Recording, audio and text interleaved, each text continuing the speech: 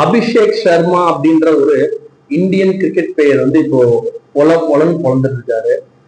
நடந்து கொண்டிருக்கும் Asia cup 2025 கூட அவருடைய ஸ்ட்ரைக் ரேட் வந்து பாத்தீங்கன்னா ஒரு பாலுக்கு 2 ரன், அதாவது கிட்டத்தட்ட 200 ஸ்ட்ரைக் ரேட் வச்சிருக்கிறாரு. அதாவது அவர் ஒரு 6 பால் ஆனாருன்னா 12 ரன், அதான் அவருடைய ஸ்ட்ரைக்கிங் ரேட். அப்படின்ற அளவுல வந்து அபிஷேக் சர்மா அப்படின்ற ஒரு கிரிக்கெட் பிளேயர் வந்து இந்தியாவில எமர்ஜ் ஆயிருக்காரு. இவர் கிட்டத்தட்ட ஒரு 25-30 T20 மேட்ச் ஆடிட்டாரு. எல்லா மேட்ச்லயும் மனுஷன் வச்சு பொலன்னு பழகிறான். ஆப்போனன்ட் டீமுக்கு வந்து போலிங் போடும்போதே கைக்கெல்லாம் உதற அளவுக்கு ஒரு பெரிய ஒரு கிரிக்கெட் பிளேயரா வந்து வளர்ந்து வந்து கொண்டிருக்கும் அபிஷேக் சர்மா. இந்த அபிஷேக் சர்மா பத்தி ஏன் அபிஷேக் சர்மா பத்தி நான் இதுல பேச விரும்புறேன் அப்படின்னா, அபிஷேக் சர்மா அப்படின்ன உடனே அவர் வந்து யுவராஜ் சிங்கின் வளர்ப்பு மகன் அப்படின்ற மாதிரி யுவராஜ் சிங்கை வந்து அவர் வந்து அவ்வளவு கேர் எடுத்து வளர்த்திருக்கிறார் அப்படின்றது நான் செய்திகள்ல பார்க்கும்போது எனக்கு யுவராஜ் சிங்கை பத்தி ஒரு ஞாபகம். யுவராஜ் சிங்கினுடைய ஒரு மாமனிதன் வந்து யுவராஜ் சிங். நாங்க வந்து கிரிக்கெட் பாக்குற இந்த 2K கிட்ஸ் எல்லாம் கிரிக்கெட் பாருங்க. நாங்க 90s கிட்ஸ் அந்த மாதிரி ஆளுங்கெல்லாம் பார்க்கும்போது பாத்தீங்கன்னு சொல்லி சொன்னா 90s 80s கிட்ஸ் எல்லாம் பாத்தீங்கன்னு சொல்லி சொன்னா முழுக்க யுவராஜ் சிங்கினுடைய ஃபேனா தான் இருந்திருப்பாங்க. இனிஷியலா தோனி வர்றதுக்கு முன்னாடி வரைக்கும் பாத்தீங்கன்னா இந்திய கிரிக்கெட் டீம் வந்து பல காலகட்டங்களை தாண்டி வளர்ந்து வந்து கொண்டிருக்கு. ஒரு காலகட்டத்துல பாத்தீங்கன்னா நம்ம கபில் தேவ் யாரா முடிஞ்சோடனே அசருதீன் அப்படின்னு ஒரு கிரிக்கெட் பிளேயர் இருந்தாரு. அவருக்கு ஒரு மிகப்பெரிய ஃபேன் ஃபாலோயிங் இருந்தாங்க. அதுக்கப்புறமா பாத்தீங்கன்னா சச்சின் தெண்டுல்கர் வராரு. தெண்டுல்கர் காம்ப்ளி அந்த போடுறவங்க எல்லாம் வந்து அடுத்த ஒரு செட்டை வந்து மொத்தமா ஆக்குபை பண்ணிட்டாங்க.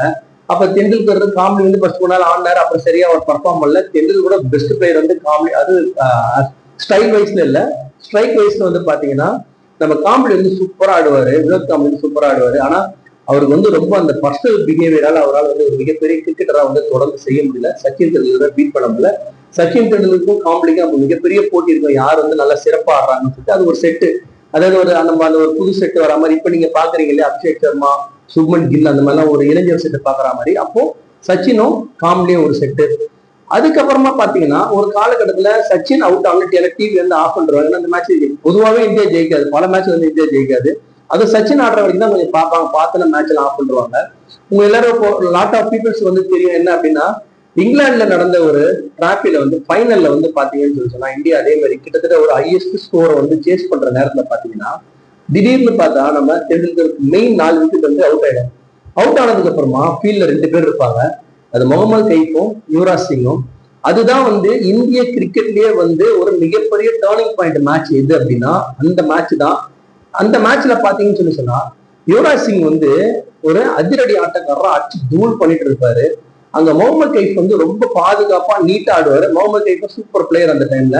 நம்ம கைஃப் யுவராஜ் சிங்கோட கைஃப் ரொம்ப அது பிடிச்ச காலம். ஏன்னா ரொம்ப நீட்டா இருக்கும், பேட்டிங் எல்லாம் ரொம்ப நீட்டா இருக்கும். ஆனா கைஃபால வந்து எப்படி வினோத் காம்ப்ளி அங்க வந்து ஃபெயிலியர் ஆனாரோ அதே மாதிரி முகமது கைஃபாலே வந்து என்ன பண்ண முடியும்னா ஒரு மிகப்பெரிய பிளேயரா மாற முடியல. மிகப்பெரிய பிளேயரா மாறி இருக்க வேண்டியவர் தான். ஆனால் அவரால் என்ன பண்ண முடியல, அந்த அளவுக்கு வந்து சைன் பண்ண முடியல. அப்பதான் யுவராஜ் சிங்கோடைய காலம் வந்து எமர்ஜ் ஆகுது. நீங்க பாத்தீங்கன்னா யுவராஜ் சிங்கனுடைய ஆட்டம் வந்து முழுக்க வந்து ஒரு அதிரடி கலந்த ஒரு அட்டகாசமான ஆட்டமா இருக்கும். அவர் வந்து இந்த லொட்டு வைக்கிறது, இந்த சிங்கர்ஸ் ஆடுவாரு. அவர் ஏன் டெஸ்ட் மேட்ச் எடுக்கல அப்படின்னா அவரால் ரொம்ப பர்ஃபெக்டா ஆட முடியல. 2-3 மேட்ச் ட்ரை பண்ணாங்க, ஆட முடியல. ஆனா அவர் அதிரடிக்கு வந்து அவர் வந்து ரொம்ப ஃபேமஸான ஆளு. ஒரு உதாரணத்துக்கு பாத்தீங்கன்னா நீங்க முதல் T20 207 வந்து 2007 வந்து நம்ம வெற்றி பெறும்போது பாத்தீங்கன்னா முழுக்க அந்த கோப்பையை வெற்றி பெற்றதுக்கு 99.9 காரணம் வந்து 99.9 விழுக்காடு வந்தது யுவராஜ் சிங்கினுடைய அருமையான ஆட்டம் தான். அது யாருன்னா மறுத்தாங்க அப்படின்னு சொல்லி சொன்னா அவங்களுக்கு வந்து கிரிக்கெட் அந்த அளவுக்கு வந்து தெரிஞ்சு அர்த்தம்.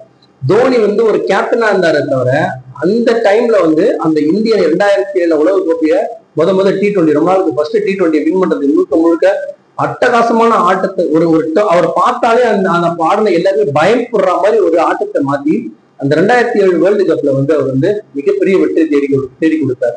அப்புறம் ஆக்சுவலி தெரியும் 2011 கிட்டத்தட்ட அவர் கேன்சர் அந்த டைம்ல இருக்க டைம்ல கூட பாத்தீங்கன்னா 2011 வேர்ல்டு கப்லயும் பாத்தீங்கன்னா அவருடைய இம்பார்ட்டன்ஸ் வந்து எவ்வளவு, ஏன்னா அவர் தான் மேன் ஆஃப் தி சீரிஸ். அந்த மேட்ச்ல அந்த சீரீஸ்ல அவர் தான் மேன் ஆஃப் தி சீரிஸ். அவ்வளவு சூப்பரா ஆடுவார். பேட்டிங், அவர் போலிங்கும் ஒரு வித்தியாசமா இருக்கும், பேட்டிங்கும் வித்தியாசமா இருக்கும். லெப்ட் ஹேண்ட்ல அவர் அடிக்கிற 4-6 வந்து அவ்வளவு சூப்பரா இருக்கும். அப்படியாப்பட்ட யுவராஜ் சிங் வந்து நம்ம பெருசா கொண்டாடுறது ஒரு மிகப்பெரிய வருத்தத்துக்கான விஷயம். அப்படியாப்பட்ட யுவராஜ் சிங் வந்து ஒரு பிளேயரை இப்ப அபிஷேக் சர்மா அப்படின்ற ஒரு பிளேயரை அந்த வளர்ப்பு பிள்ளையா அதை வெளியிட பார்க்கும்போது நமக்கு யுவராஜ் சிங்கினுடைய ஒரு வளர்ப்பு அப்படின்னு நம்ம பார்க்கும்போது அது யுவராஜ் சிங் கொடுத்த ஒரு மிகப்பெரிய பெருமையா கிரிக்கெட்டை விரும்புகின்ற போதெல்லாம் நினைக்கிறேன்.